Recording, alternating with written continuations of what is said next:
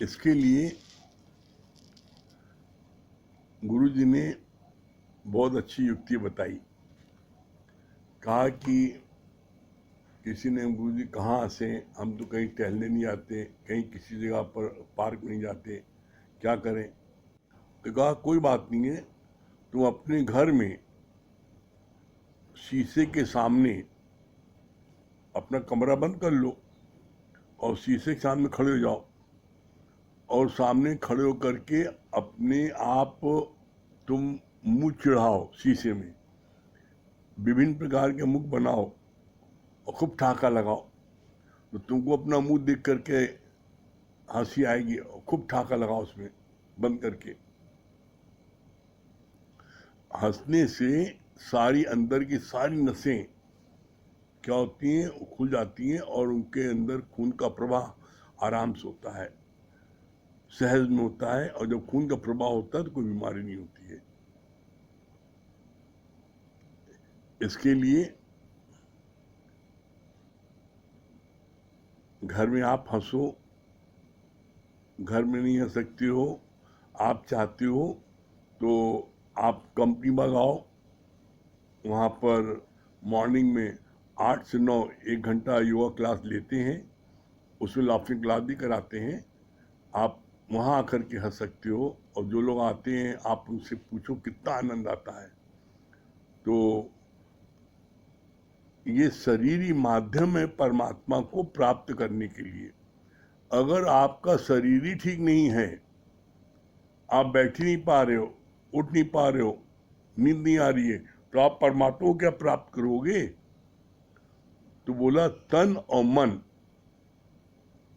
हम ये बात अपने जीवन के अनुभव से कह रहे हैं आपको। आप सिर्फ 1.5 घंटे आप योगा और आप व्यायाम कर लीजिए, वॉक कर लीजिए मॉर्निंग में, और इसी तरीके से 1.5 घंटे आप रात में सत्संग ले लो। बस देखिए, आपका तन कंपनी लगाओगे, योगा करोगे, वॉक करोगे, लाफिंग क्लास लोगे, तो आपका शरीर एकदम स्वस्थ रहेगा। और रात में सत्संग ले लोगे तो आपका मन स्वस्थ रहेगा।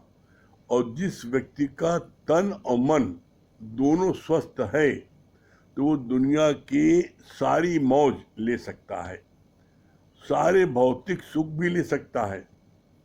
और यदि उसका तन ठीक नहीं है तो वो सब कुछ होते हुए भी नहीं ले सकता।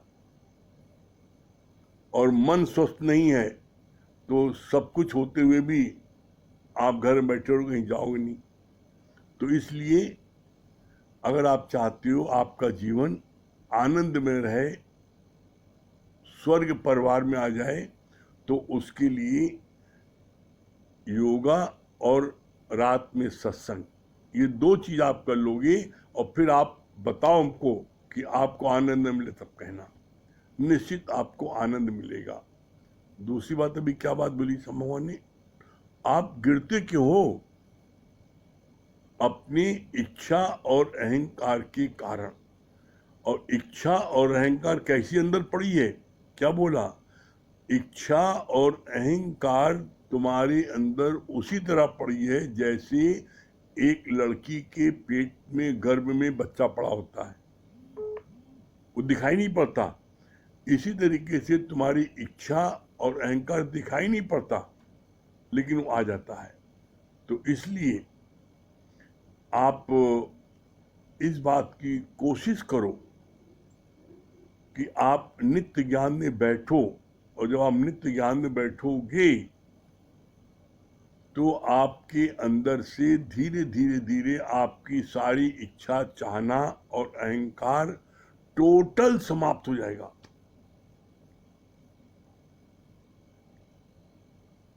तब क्या होगा? जब कोई इच्छा, अहंकार नहीं रहेगा, तब उस समय आपको लगेगी निर्विचार समाधि। तब आपके मन में कोई विचार ही नहीं आएगा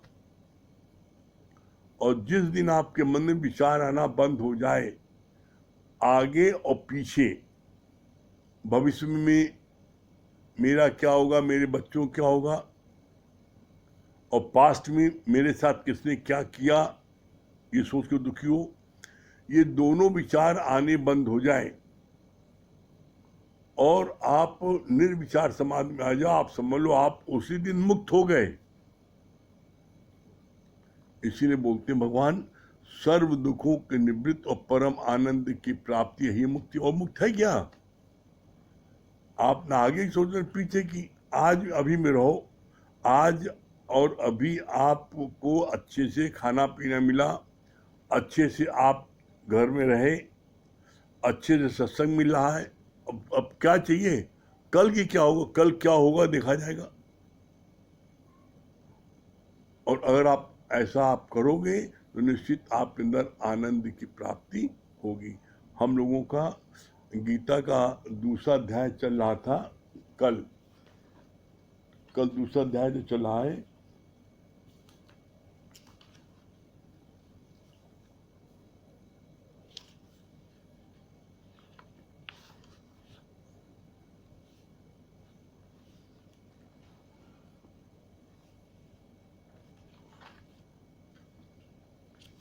इसमें दूसरे अध्याय में कल ये चीज इसमें आया था। भगवान कृष्ण ने अर्जुन से कहा, अगर तुम मेरे परायण होकर नहीं रहोगी तो तुम्हारा मन विषयों का चिंतन करेगा। क्या बोला? ये बहुत ही समझने की बात है। भगवान कृष्ण ने अर्जुन से कहा, अगर तुम मेरे परायण होकर नहीं रहोगी तो तुम्हारा मन विषयों का चिंतन करेगा। और विषय क्या है? 5 विषय हैं, शब्द, स्पर्श, रूप, रस, गंध। बोला अगर तुम मेरे परायण नहीं रहोगे तो ये विषयों का चिंतन करेगा। तो साकार गुरु के परायण रहने पर मन विषयों का चिंतन नहीं कर पाता। क्यों नहीं कर पाता? क्योंकि साकार गुरु की शेर की निगाह होती है।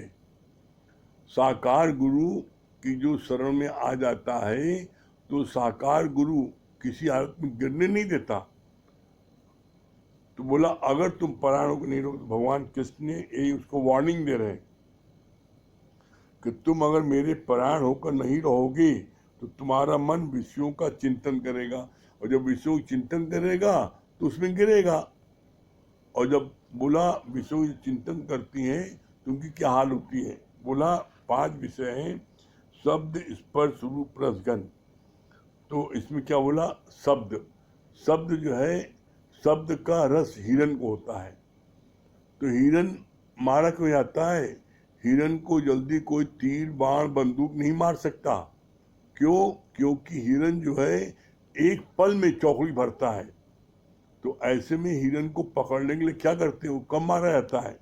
बोला तुरंग एक वाद्य है जिसकी आवाज उसको बहुत अच्छी लगती है। तो जब हिरन को पकड़ना होता है, मारना होता है, तो तुरंग बजाते हैं। और जब वो तुरंग बजाते हैं तो उसकी वो आवाज़ सुन करके एक जगह खड़ा हो जाता है। और जब खड़ा हो जाता है तो उसी समय शिकारी उसको तीर मारता है और वो मर जाता है। फिर बोला दूसरा स्पर्श का सुख किसको है? स्पर्श का सबसे ज्यादा है हाथी को।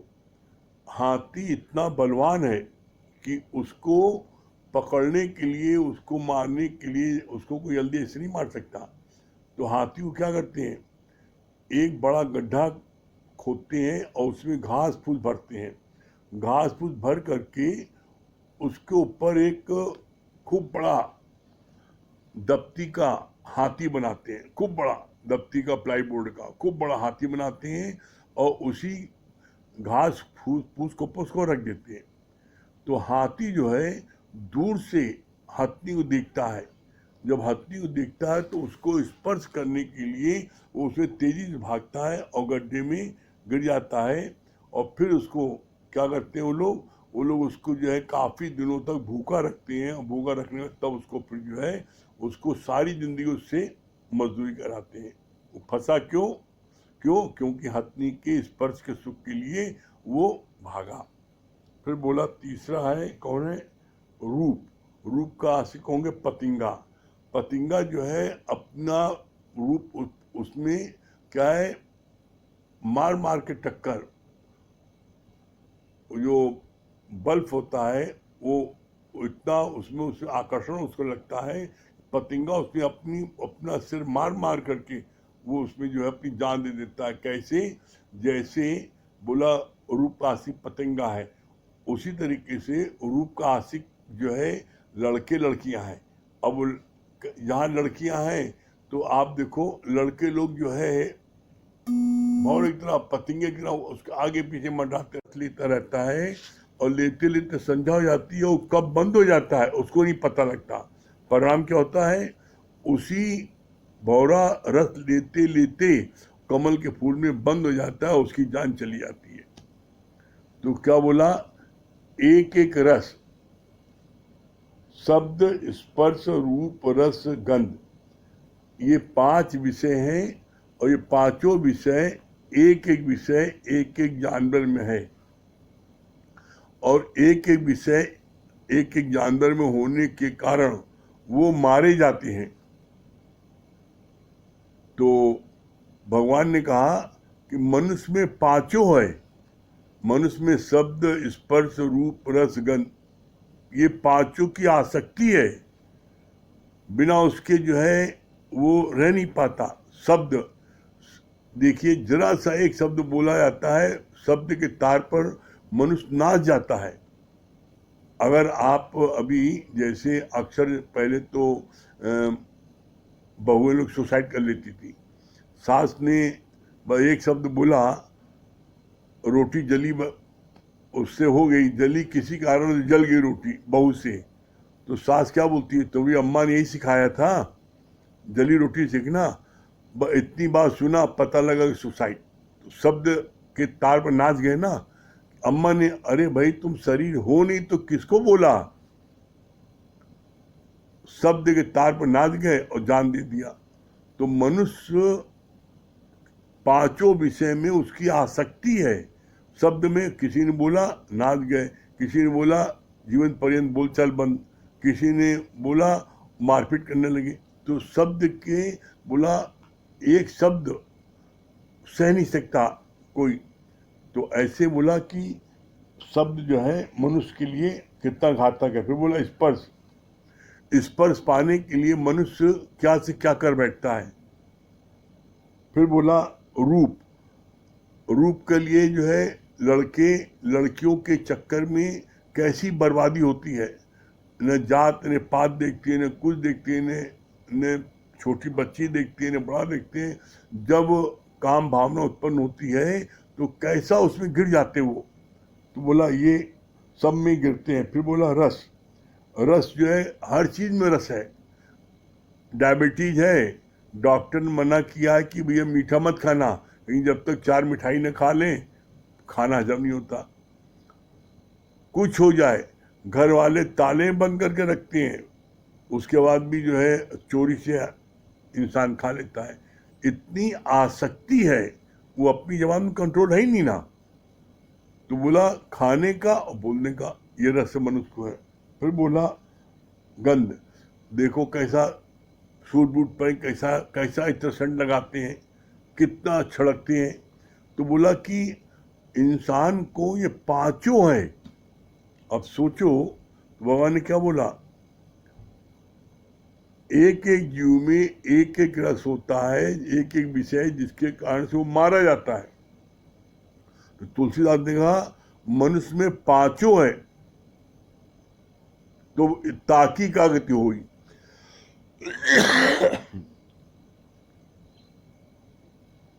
बोला कि तुलसीदास ने बोला कि मनुष्य में पांचों है, इसकी क्या गति होगी? जब एक एक जीव में एक एक है और मनुष्य में पांचों है, तो पंच जामे व्यापे पंच ताकी का गति हुई। मनुष्य में पांचों, उसकी क्या गति होगी? तो निश्चित वो कहीं न कहीं डूबेगा और कहीं न कहीं उसका जीवन बर्बाद होगा। इस जीवन को बर्बाद होने से बचाने के लिए एकमात्र उपाय है गुरु की शरण। और जब आप गुरु की शरण आ जाते हो तो गुरु जो है तुम्हें गिरने नहीं देता। गुरु गिरने नहीं देता। फिर यहाँ बात आ रही है, एक होता है भोगना और एक होता है विचरण करना। भोगना जो होता है उसमें व्यक्ति फंसता है। किसी भी चीज का आनंद लो, मौज लो, उसमें कोई मनाही नहीं है। लेकिन जब तुम किसी चीज में आसक्त होकर के गिरोगे, उससे मौत है। और जब आपकी आसक्ति किसी चीज में होती है तो आप उस चीज को छोड़ नहीं पाते। आपकी इंद्रियां आपके कंट्रोल में नहीं रहती हैं। आपकी इंद्रियां आपके कंट्रोल में हो तो आप कभी नहीं।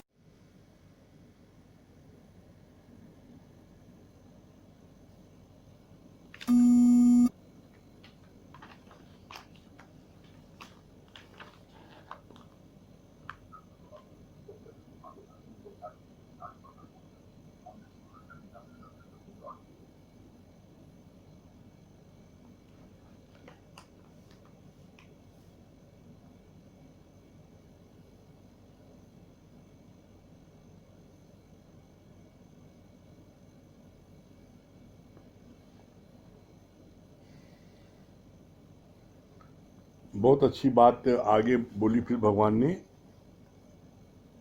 विषयों में विचरण और विषय भोगने में बहुत फर्क है।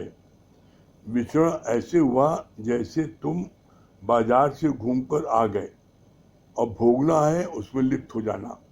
ज्ञानी की हर चीज नियमित रूप से होती है। कितना सुंदर बोला, ज्ञानी की हर चीज नियमित रूप से होती है। ज्ञानी कहीं किसी चीज में फंसता नहीं है। ज्ञानी की इंद्रियां ज्ञानी के कंट्रोल में होती है, और अज्ञानी की इंद्रियां अज्ञानी के कंट्रोल में नहीं होती है। इसीलिए बोला ना, मन ज्ञानी का मन गुलाम है, और सबका अज्ञानी का मन जो है राजा है। जो मन कहता है इंसान वो करने को मजबूर हो जाता है, मन का गुलाम है। और ज्ञानी जो है मन को गुलाम बना दिया है। तो गुलाम क्यों बना दिया है? क्योंकि उसने अपने गुरु से मन मारन की औषधि सदगुरु दीत बताए। मन को मारने का औषध एकमात्र सदगुरु पास और किसी पास नहीं है। फिर आगे बोला, पूरा खाना, पूरा सोना, पूरी रहत रिहान, हेमा सुख की खान। बोला ज्ञानी जो है पूरा खाना है, पूरा सोता है, पूरा रहत रिहान उसकी है। वो किसी चीज में उसकी आसक्ति नहीं है, लेकिन वो पूर्ण हर चीज में पूर्ण है। वो आप अपने मन में विचार करो, क्या आप पूरा खाते हो? क्या आप पूरा सोते हो? क्या आप पूरा अच्छे जीवन बिताते हो? अगर आप सब चीज कर रहे हो तो आप सुख की खान में हो, आप मुक्त हो। लेकिन अगर आप जो है किसी कारण से आप इन चीजों को नहीं कर पा रहे हो, इसका मतलब अभी कहीं आप फंसे हो। तो कहीं फंसे हो तो वहां से छूटने की कोशिश करो।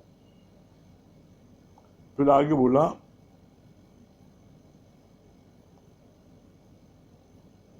अज्ञानी जगत की बातों का विस्तार करते हैं, पर ज्ञानी का अपने मन इंद्रियों पर पूरा संयम होता है। मुख की इंद्रियों का संयम तब होता है जब तेरे अंदर खाने पीने की चाह नहीं है और मौन रहते हो।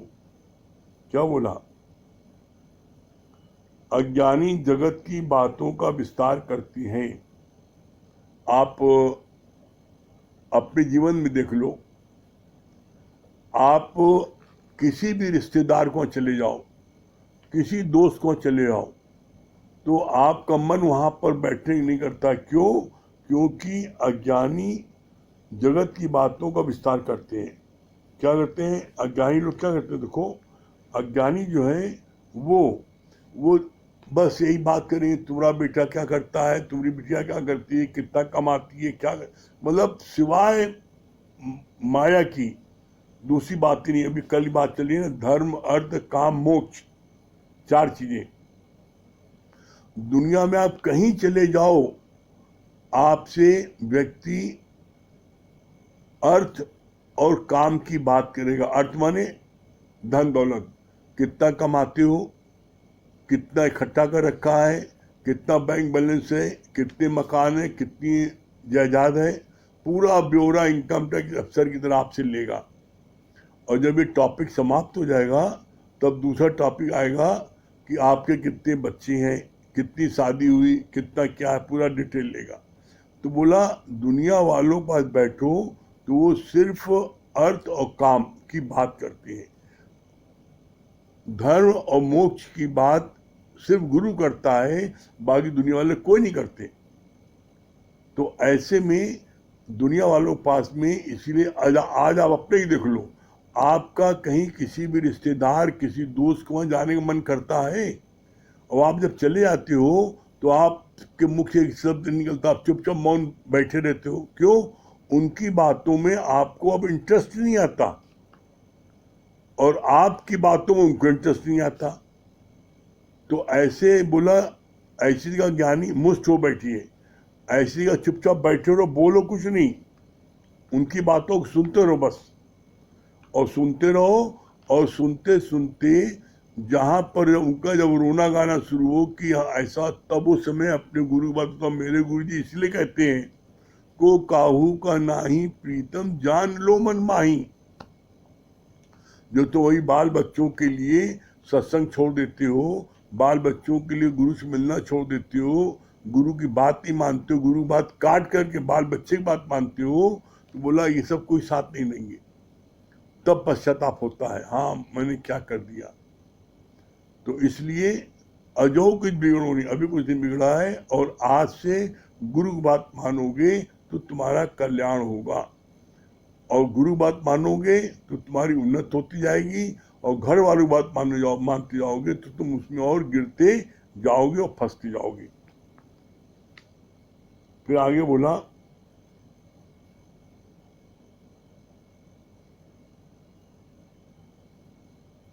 अज्ञानी जगत की बातों का विस्तार करते, पर ज्ञानी का अपने मन इंद्रियों पर पूरा संयम होता है। मन और इंद्री, ये इंद्रियां क्या है? 5 ज्ञान इंद्रियां हैं और 5 कर्म इंद्रियां हैं। ज्ञान इंद्रियां कौन कौन सी है? जिससे हमें ज्ञान प्राप्त होता है, हम उन्हें कहते हैं ज्ञान इंद्रियां, और जिनसे मेरे कर्म बनते हैं उनको बोलते हैं कर्म इंद्रियां। तो यहां बोला ज्ञानी का अपने मन और इंद्रियों पर पूरा संयम होता है। तो मन और इंद्रियों पर पूरा संयम होता है, क्या मतलब? मन और इंद्रियों पर, तो मन पर पूरा संयम उसका है, उसका मन जहाँ चाहता कहा, मन जो है ज्ञानी का गुलाम हो गया, और इंद्री जो है वो ज्ञानी के अंडर में चलती है। कैसे? बोला 5 ज्ञान इंद्रियां हैं। कौन 5 ज्ञान इंद्रियां हैं जिनसे ज्ञान प्राप्त होता है?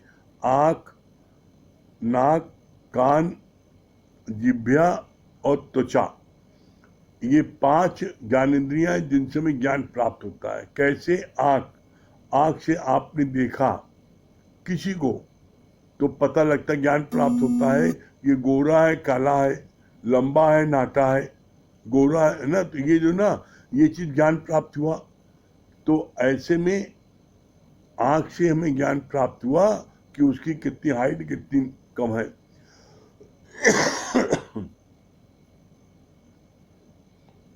आँख, कान से उसको शब्द सुनाई पड़ते, ज्ञान प्राप्त होता है कि ये गाली बक रहा है कि भगवान का भजन गा रहा है, ज्ञान प्राप्त हुआ। कान से आप किसी बगिया से निकलते हो तो आपको खुशबू आती है, हाँ ये गुलाब की बगिया है, और किसी गंदी गली से निकलते हो, बदबू आती है तो आपको तो गंध आ रही है। तो हमें ज्ञान प्राप्त हुआ ना, यहाँ से गुलाब पे खुशबू आ रही है और यहाँ से गंध आ रही है। आँख, नाक, कान, जिह्वा, जिह्वा से हमें किसी चीज का पता लगता है, ज्ञान प्राप्त होता है, स्वाद है कि ये नमक है, ये चीनी है, हमें ज्ञान प्राप्त हुआ चीनी नमक है। अक्षर चौके में अब नमक जो है, नमक भी है, पिसी हुई चीनी भी है और सेंधा नमक भी है। अब इसमें कैसे पता लगेगा कि सेंधा नमक है कि ये पिसी चीनी है कि ये सादा नमक है? तो आप चखते हो ना, और चखते हो, कहते हो हाँ ये नमक है, ये चीनी है, तो ज्ञान प्राप्त हुआ। और फिर त्वचा से आप जब छूते हो तो पता लगता है गर्म है, ठंडा है, ज्ञान प्राप्त हुआ। तो बोला 5 ज्ञान इंद्रियां जिसके माध्यम से आपको ज्ञान प्राप्त होता है, इसलिए इनको बोलते हैं ज्ञान इंद्रियां। और ये 5 ज्ञान इंद्रियां और 5 कर्म इंद्रियां। 5 कर्म इंद्रियां कौन से हैं? जिससे मेरे कर्म बनते हैं। कौन कौन से कर्म बनते हैं? हाथ, पैर, मुख, मल द्वार और मूत्र द्वार। हाथ से क्या है? आप हाथ से किसी की सेवा करते हो, किसी को खाना खिलाते हो, किसी की चरण दाबते हो, हैं? इससे सेवा करते हो कि आप हाथ से किसी को मारते हो, पीटते हो, क्या करते हो? देखो, कर्म बनता है। हाथ, पैर, ये पैर आपके सत्संग भवन जा रहे हैं, गुरु पास जा रहे हैं, प्यारों पास जा रहे हैं, कि ये जुए के अड्डे में जा रहे हैं, शराब के बुत्ते में जा रहे हैं, ये पैर तुम्हारे कर्म बना रहे हैं। फिर इसके बाद में मुख, मुख से तुम किसी को उठाने वाले वचन बोलते हो कि किसी को गिराने वाले वचन बोलते हो, तुम्हारे कर्म बन रहे हैं इससे। और फिर इसके बाद मल द्वार और मूत्र द्वार, इनसे कर्म बनते हैं। और ये 5 ज्ञान इंद्रियां, 5 कर्म इंद्रियां, 10, और 11वां है मन। मन आप देखो, सबसे अधिक व्यक्ति दुखी है मन से। सबसे जीता पर मन से हारा। तू ढूंढता है किसका सहारा? तुम किसका सहारा ढूंढ रहे हो? दुनिया का कोई साधन कर लो, मन आपका कंट्रोल में नहीं आएगा। मन को कंट्रोल में लाने के लिए एकमात्र उपाय है सतगुरु की शरण में आना। और जब आप सतगुरु की शरण में आ जाओगे तो निश्चित मन आपका गुलाम हो जाएगा। जो मन कल तक आप पर राज्य करता था, अब आज उसी को तुमने गुलाम बना लिया। किसकी बदौलत? गुरु की बदौलत। क्यों? गुरु ने हमें सिखा दिया, मन मारन की औषधि सदगुरु देत बताए। मन को मारने की औषध सदगुरु हमको बता देता है, तो मन को बस में कर लेते हैं। फिर बोला इसके आगे भगवान ने,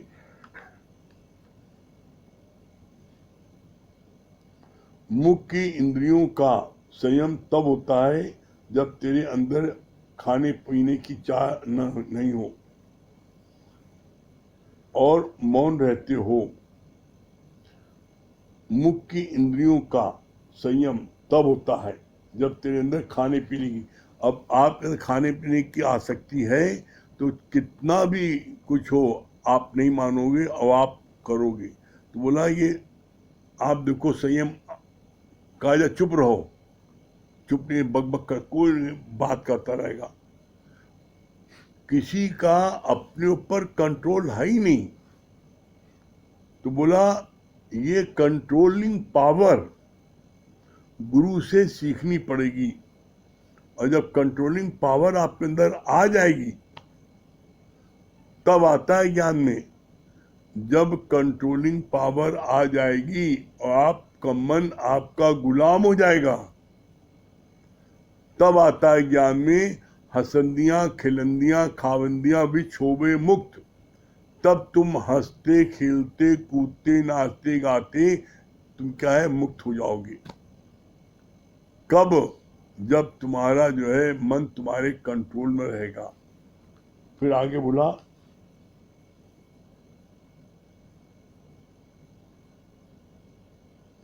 विवेकानंद ने सूखी रोटी के टुकड़ों को भी पानी में भिगोकर खाया। विवेकानंद ने सूखी रोटी के टुकड़ों को भी पानी में डुबोकर खाया।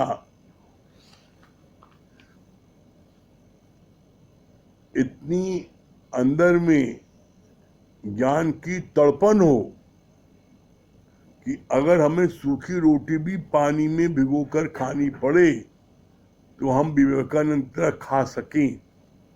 विवेकानंद ने खाया ना, राणा प्रताप ने घास खाई, तो मतलब सब लोग सब कार्य करें, हम न करें, ये होता है, बोलते इसको होता है बुज़दिल डरपोक। आई कैन, जब आप ये अंदर में जोश रखोगे, एक ने किया है तो मैं क्यों नहीं कर सकता, अपने मन में हमेशा ही भावना रखोगे तो आप जो है कभी भी कोई कार्य में पीछे नहीं रहोगे, आप हमेशा आगे आगे चलोगे। फिर आगे बोला, निष्काम सेवा के लिए जहां भी गुरु भेजे तत्पर रहो, पर तुम्हारे अंदर घूमने की इच्छा नहीं होनी चाहिए। अपने अंदर सूक्ष्म दृष्टि से जांच कर देखो कि कितनी इच्छा भरी पड़ी है। क्या बोला? निष्काम कर्म की भावना तो होनी चाहिए, और गुरु जहां भेजे हम चले जाएं, लेकिन अंदर में घूमने की भावना नहीं होनी चाहिए कि हम गुरु से ठगी गए, गुरु जी हम बॉम्बे चले जाएं निष्काम में, वहां लोगों को जाके ज्ञान सुनाएंगे। तो अंदर में घूमने की इच्छा है और नाम बता रहे हो, बहाना बता रहे हो, निष्काम सेवा के लिए जा रहे हैं। नहीं, जहां गुरु कहे वहां आप जाओ, अपने मन से नहीं।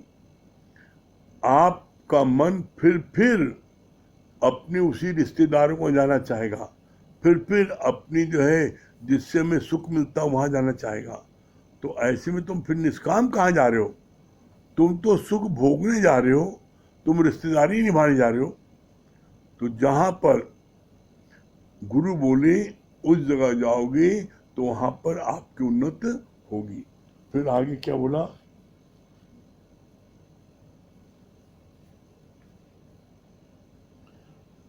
अपने अंदर सूक्ष्म दृष्टि से जांच कर देखो कि कितनी इच्छा भरी पड़ी है।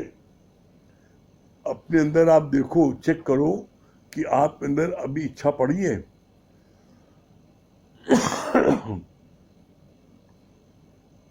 आपके अंदर अभी इच्छा पड़ी कहीं घूमने की, कहीं जाने की, कहीं आने की, किसी प्रकार की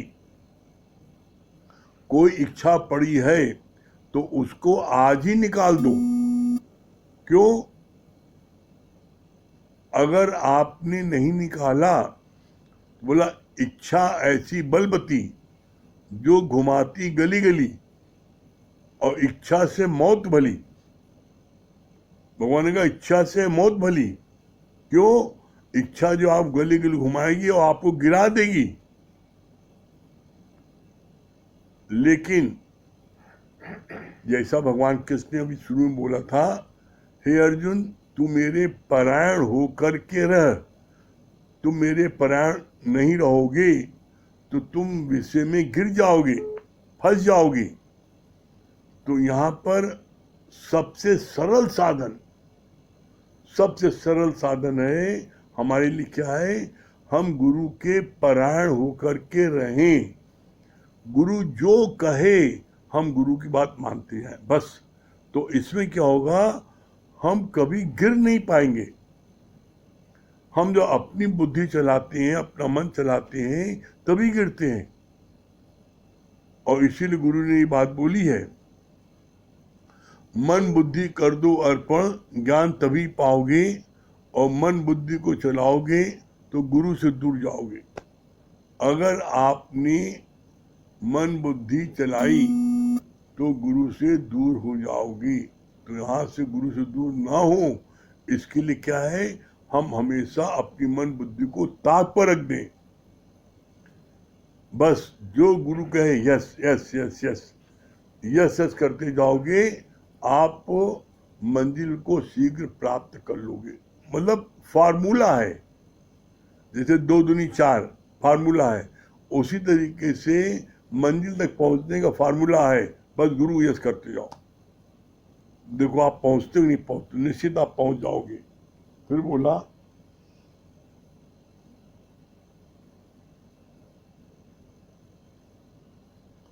क्रोध से इतनी अशांति होती है कि जैसे लगता है कि अंदर कोहरा कोहरा धुआं छा पड़ा है। गुरु ने कहा माइंड योर ओन बिजनेस, दूसरों की बातों में जाने का तेरा क्या प्रयोजन। तुम तो अभी तक दूसरों को समझाने का प्रयास करते हो, गृहस्थ में भी आसक्त होकर फंसे रहते हो। क्या कहा भगवान ने? बोला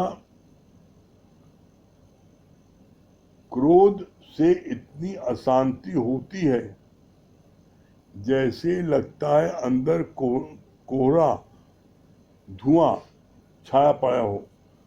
जब आपकी बड़ी ठंड पड़ती है, कोहरा पड़ता है और धुआं जब रहता है, देखिए आप सामने कोई दिखाई नहीं पड़ता, इतना अंधकार छा जाता है। आप गाड़ी चला रहे हो और कोहरा पड़ रहा है, देखिए गाड़ी के आगे दिखाई नहीं पड़ता। तो बोला इसी तरीके से जब तुम क्रोध करते हो तो तुमको आगे क्या करना है तुम्हें कुछ दिखाई नहीं पड़ता। तुम उस समय एकदम टोटल विवेकी हो जाते हो और तुम्हारा विवेक काम करना बंद कर देता है और तुम गलत से गलत काम उसमें कर बैठते हो। तो इसलिए मेन जड़ क्या है? जो कोहरा आया, घने बादल आए, गलती हुई, क्यों हुई? क्योंकि आप क्रोध में आए। तो पहली बात तो क्या है? क्रोध में आओ मत। अब क्रोध में आ गए तो दूसरी गलती क्या ना करो, क्रोध में आने के बाद नो वर्क, नो एक्शन। जिसमें क्रोध में आ जाओ उस समय फिर कोई एक्शन मत करो, कोई कार्य को, बस आंख बंद करके चुपचाप बैठ जाओ, आंख बंद कर लेट जाओ। तो उससे क्या होगा, तुम्हारे से अब दूसरी गलती नहीं होने पाएगी। और क्रोध में जब कोई कार्य करती हो तो वो गलती जो है फिर तुमको जीवन पर्यंत तुमको अफसोस होता है। क्यों? क्रोध में तुम क्या बोल गए, क्या कर गए, कुछ पता ही नहीं लगता। उसमें तुम्हारा नाता रिश्ता टूट जाता है, बर्बादी हो जाती है। तो इसलिए पहली बात तो क्रोध करो नहीं। और क्रोध आ जाए, जैसे आप सावधान नहीं रहे और क्रोध आ गया, तो क्या है, अब दूसरी गलती मत करो। फिर क्रोध आ गया तो एकदम मौन होकर के आंख बंद करके 2 मिनट लेट जाओ, तो फिर तुमसे दूसरी गलती नहीं होगी। और दूसरी गलती जो होती है वो तुम्हारे को बहुत बड़ा नुकसान दे सकती है। गुरु सब युक्ति सब बता देगा, करना है आपको, न करना है आपको। आप करोगे तो आपको उसका बेनिफिट मिलेगा, नहीं करोगे तो आपको ही उसका नुकसान उठाना पड़ेगा। और गुरु की सब आजमाई बात है, तो कहना मानोगे तो फिर आनंद ही आनंद है। और उम्मीद है कि आप सब लोग कहना मानोगे, बहुत अच्छे से कहना मानोगे। कहना मान लोगे तो बहुत अच्छा है, और कहना नहीं मानोगे तो फिर पश्चाताप तुम्हें करना पड़ेगा, हम नहीं जानते। ठीक है? हाँ, सज्जन और नीलू को मिला दो।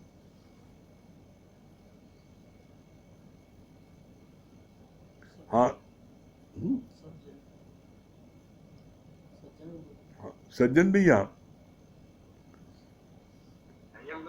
हाँ, हरिओम गुरु। क्या बोल रहे सज्जन भैया? बहुत अच्छा बताया ना, जो ये बहुत अच्छा क्लियर किए। 5 ये कर्म इंद्रिय और 5 ज्ञान इंद्रिय को बहुत अच्छा क्लियर किया, बहुत अच्छा समझ में आया। अच्छा, ये चीज और बता, जो अगर गुरु की युक्ति से चलेंगे तो मुक्ति मिलेगा जो है। हाँ, और गुरु की हर बात पे ऐश करना चाहिए, ये बहुत अच्छी लगी। हाँ। और नहीं, नहीं, उनका कल हो गया है। हेलो हाँ सुन रहे हो जगह कल हेलो तो और कुछ हेलो जगदीश। हाँ हाँ बोलिए। हेलो। हाँ बोलिए बोलिए सर भैया। हाँ गुरु जी, हाँ क्या भजन बता सुना रहे है? हैं? हेलो, हाँ हाँ आपने बताइए। भजन सुना है? हाँ सुना दिए कि स्टैंडर्ड हेलो, सुनाइए। एक स्टैंडर्ड। कौन है? गा शुक्राने गुरु के गा, तेरा मन झूम जाएगा। गा शुक्राने गुरु के गा, तेरा उसको मन लगा दो झूम संगीता को। जाएगा। तू पूरन श्रद्धा जगा, तू पूरन श्रद्धा जगा, तेरा मन झूम जाएगा। गा शुक्राने गुरु के गा, तेरा मन झूम जाएगा। जीवन की बगिया सोनी परी थी, गुरु ने आके खिलाई। जीवन की बगिया सोनी परी थी, गुरु ने आके खिलाई। आय- जीवन की बगिया सोनी परी थी, गुरु ने आके खिलाई। ऐसा आनंद आया भरपूर, ऐसा आनंद आया भरपूर, तेरा मन झूम जाएगा। गा शुक्राने गुरु के गा, तेरा मन झूम जाएगा। बहुत सुंदर सुंदर, बहुत दिल अच्छा, में पिता जी गुरु। बहुत अच्छा सदवी, बहुत बढ़िया। हाँ हाँ संगीता जी, महेश भैया। हाँ महेश भैया क्या बता रहे हैं? हाँ हाँ संगीता रानी। बहुत अच्छा बताया। हाँ हाँ हाँ हरिओम, क्या बता रहे हो महेश भैया? बहुत अच्छा आपने बताया कि मतलब गुरु अगर निष्काम पे भेजे तो वहाँ अपने मन की आसक्ति को चेक करें। जैसे आपने बताया कि बॉम्बे हम कहें गुरु जी जाए, बॉम्बे निष्काम कराएं, तो वहाँ हम घूमने जा रहे हैं कि गुरु की आज्ञा में निष्काम करने जा रहे हैं, ये बात की जरूर चेकिंग करें कि मतलब गुरु की आज्ञा में जा रहे हैं कि मन के बस में होके जा रहे हैं। बहुत अच्छी बात है। हाँ संगीता रानी क्या बता रही हैं? हरिओम, क्या बता रही हैं? ये बात बहुत अच्छी लगी कि मन मारण की औषधि सदगुरुदेव बताए। और जैसे आपने बताया कि 5 कर्म इंद्रियां, 5 ज्ञान इंद्रियां और एक मन है जो, तो वो गुरु ही मतलब मन को मारने की विधि बताता है। बहुत अच्छी बात है। चलिए भजन सुना दिए। अच्छा पहले मम्मी जी से बात कर लें। अरे वाह मम्मी जी वाह, वेरी गुड। आज तो राम भैया बहुत खुश हो रहे होंगे देख करके आपको। क्या बता रही, क्या अच्छा लगा? बहुत अच्छा लगा कि मन जब ही मरेगा, जब वो सत्संग में बैठेंगे तब हाँ हाँ वचन मानेंगे। बहुत बढ़िया, आज आप बिल्कुल महारानी लग रही हैं। आज आप महारानी लग रही हैं, बहुत बढ़िया, वेरी गुड। हाँ संगीता रानी भजन सुनाओ।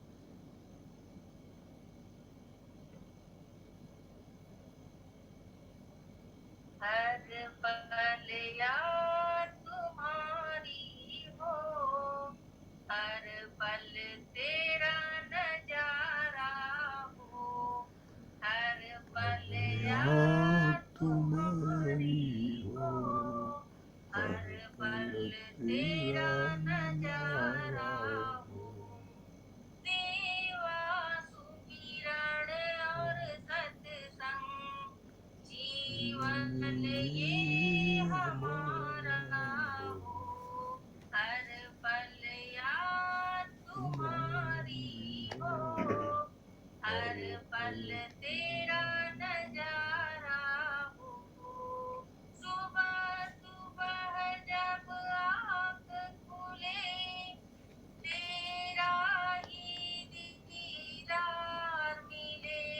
सुबह सुबह जब आँख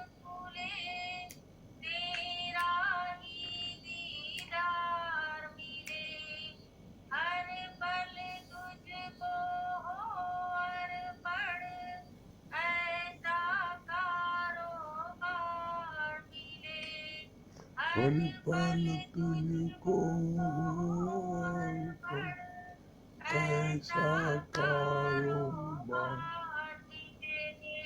शाम सुबह कुछ भी हो, केवल ध्यान तुम्हारा हो। शाम सुबह कुछ भी हो, केवल ध्यान तुम्हारा हो। सेवा सुमिरण और सत्संग, जीवन ये हमारा हो। हर पल याद तुम्हारी हो, हर पल तेरा नजारा हो। मन की आंगन में सतगुरु तेरे नाम का फूल खिले। मन की आंगन में सतगुरु तेरे नाम का फूल खिले। जब जब पाऊं दरस तेरा, मेरे मन को चैन मिले।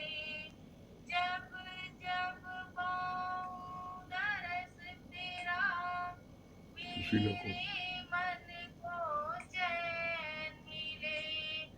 दुनिया से अब क्या लेना, बस एक तू हमारा हो। दुनिया से अब क्या लेना, बस एक तू हमारा हो। सेवा सुमिरण और सत्संग, जीवन ये हमारा हो। हर पल याद तुम्हारी हो, हर पल तेरा नजारा हो।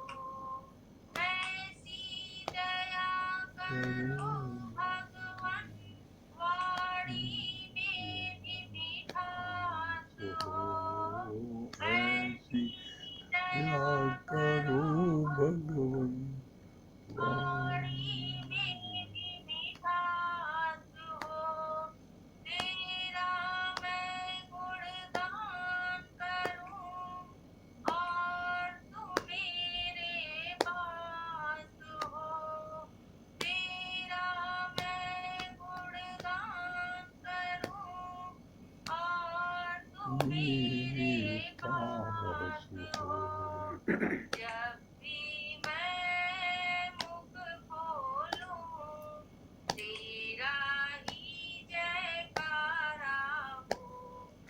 जब भी मैं मुख खोलूं, तेरा ही जयकारा हो।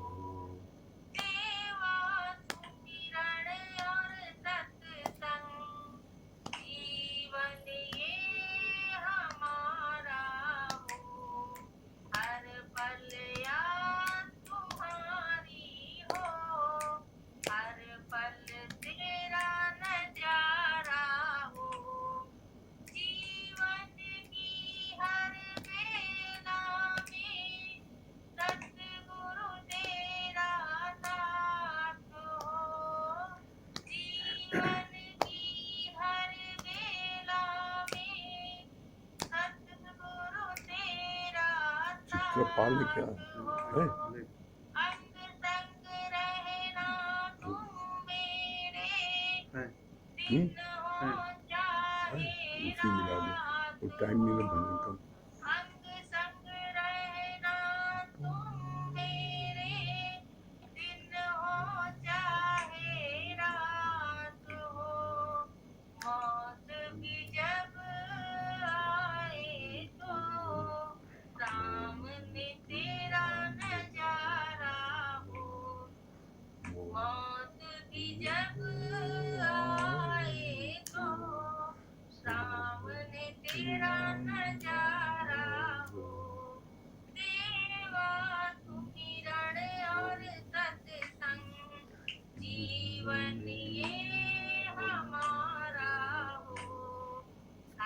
पल याद तुम्हारी हो, हर पल तेरा नजारा हो, हर पल याद तुम्हारी हो, हर पल तेरा नजारा हो। हरिओम। हरिओम। बहुत सुंदर, हरिओम। हाँ चित्रा जी। हाँ गुरु जी, हरिओम। हाँ हरिओम। हरिओम गुरु जी। हरिओम, क्या बता रही हैं? हाँ जी, आप बहुत अच्छा बताए कि जैसे गुरु निष्काम के लिए भेजे तो अपने आप को चेक करो, कहीं हम घूमने के लिए तो नहीं जा रहे, रिश्तेदार से मिलने के लिए तो नहीं जा रहे, अपनी इच्छा को देखो कि कहाँ जा रहा है। तो आपने बताया इच्छा ऐसी बलवती जो घुमाती गली गली, इच्छा से अच्छी मौत। तो सच बात है, अपने आप को चेक करें कि मेरी इच्छा और 5 विषय बारे में आप बताए थे,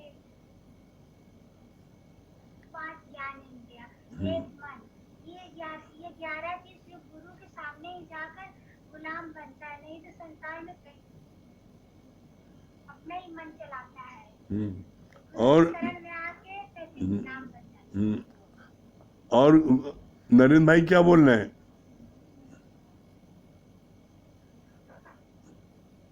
की वाणी में तो मिठास ही मिठास रहता है। आज तो जो है बढ़िया हैं? मतलब सुबह से शाम तक आध्यात्मिक में ही जुड़े हैं लोग। और भैया क्या बता रहे हैं? सारी चीज। गुरु जी हरिओम। हाँ हरिओम, क्या बोल रहे हैं? बहुत गुरु जी अच्छा लगा। पता नहीं अज्ञानी फंस जाता है, जैसे ज्ञानी की मन की औषधि की भाई गुलाम रहती है, अज्ञानी की राजा है। बहुत बढ़िया।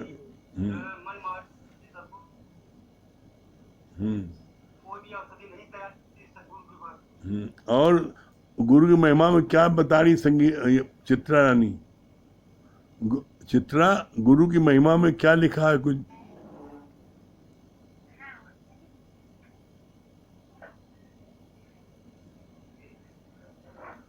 ये भगवान ने आप पर विशेष कृपा की है कि आपको ऐसी सालिम बुद्धि दिया है कि आप नया नया रोज बना देती हैं।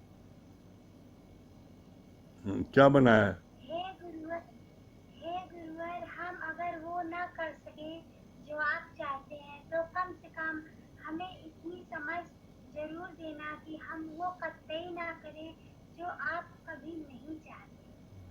सारा जहां है उसका जो मुस्कुराना सीख ले, रोशनी है उसके, हर गली में मंदिर, हर गली में है मस्जिद, पर ईश्वर है उसका जो सर झुकाना सीखे। जब कहते हैं उदास न हो, मैं तेरे साथ हूँ, सामने नहीं आसपास हूँ, पल दिल से याद कर, मैं कोई और नहीं, तेरा विश्वास हूँ, तेरा विश्वास हूँ। अगर फूल हो जाते तो सज जाते तेरी चौखट पर, मेरे सतगुरु दामन गुनाहों से भरा है, तेरे चौखट पर आऊं रहमत रहमत तेरी जो लिखने बैठी तो लग जाए साल हजार, रहमत तेरी जो लिखने बैठी तो लग जाए साल हजार। कलम मेरी छोटी है मेरे प्यारे सतगुरु, तेरी महिमा है लख लख अपरंपार, लख लख अपरंपार। बहुत चलिए, बहुत सुंदर। चलिए चलिए, ओम को जाप कर ले, ओम को जाप कर ले।